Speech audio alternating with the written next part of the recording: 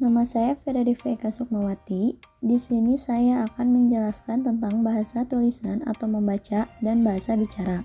Yang pertama ada dasar dari bahasa. Dasar dari bahasa terdiri dari fonem. Fonem itu unit dasar dari bahasa bicara. Misalnya A, P, K, eng. Selanjutnya ada morfem.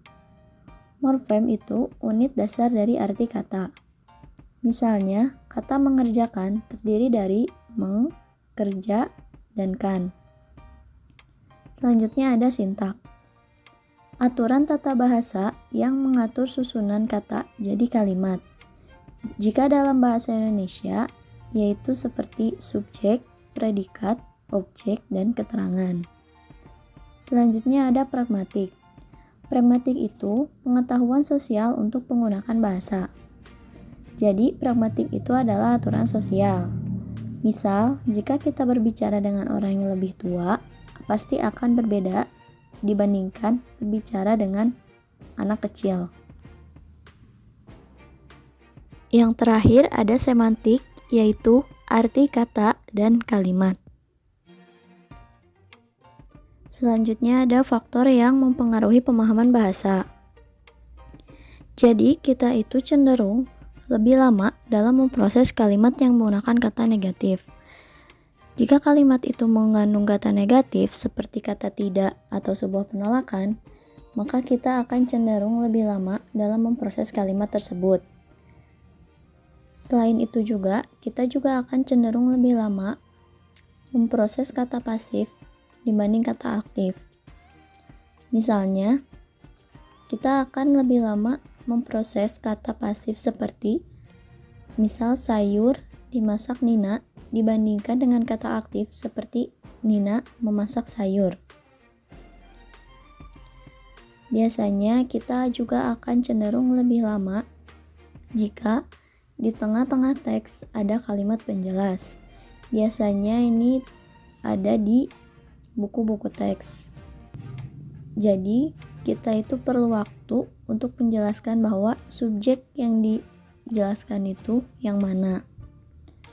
Yang terakhir itu, kita juga akan cenderung lama memproses kalimat yang ambigu. Kalimat ambigu itu kalimat yang memiliki dua arti. Misalnya, ayah ke warung membeli jarum. Jarum di sini memiliki dua arti. Bisa saja membeli rokok atau memang membeli jarum. Tapi kita bisa meneliti lagi kalimat tersebut. Di situ ada kata ayah. Kemungkinan jarum yang dibeli adalah jarum rokok. Apa sih bedanya bahasa tulisan dan bahasa bicara? Bahasa tulisan itu yaitu membaca. Jadi bentuknya visual. Sedangkan bahasa bicara bentuknya yaitu audio. Nah, bahasa tulisan juga saat kita membaca, kita bisa mengontrol informasi mana yang akan kita baca. Namun, pada bahasa bicara, saat kita menjadi pendengar, kita tidak bisa mengontrol informasi yang mana yang akan kita ambil. Nah, ketika kita membaca, kita juga bisa mengulang apa yang akan kita baca. Nah, tapi kalau di bahasa bicara, itu tergantung pada memori kita. Apakah working memory kita menangkap dengan baik atau tidak? Selanjutnya juga, biasanya saat membaca itu bebas error.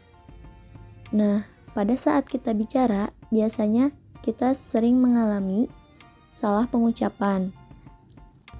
Nah, kalau di bahasa tulisan, saat kita menulis, menunjukkan perbedaan yang jelas antar katanya. Namun, saat kita berbicara, biasanya antar katanya tidak jelas. Ada yang karena mungkin terlalu cepat berbicaranya, atau karena orang tersebut memiliki dialek.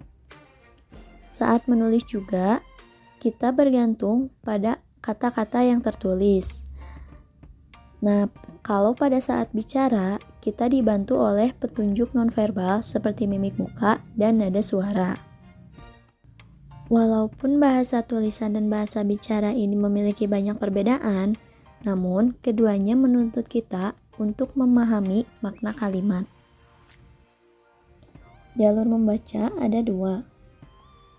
Yang pertama, langsung atau direct access. Jadi, di sini tuh kita mengenali kata dari apa yang tertulis. Nah, ada juga jalur yang tidak langsung atau indirect access. Kita mengubah dulu kata tersebut ke dalam fonologi atau bentuk pengucapan, baru dipahami. Pada umumnya, kita mempelajari kata dengan pendekatan kedua jalur untuk memahami bacaannya, yang biasa disebut the dual route approach. Maka kadang-kadang ada orang yang membaca dengan suara yang keras. Yang terakhir ada discourse. Apa itu discourse? Discourse adalah unit bahasa yang lebih besar dari kalimat.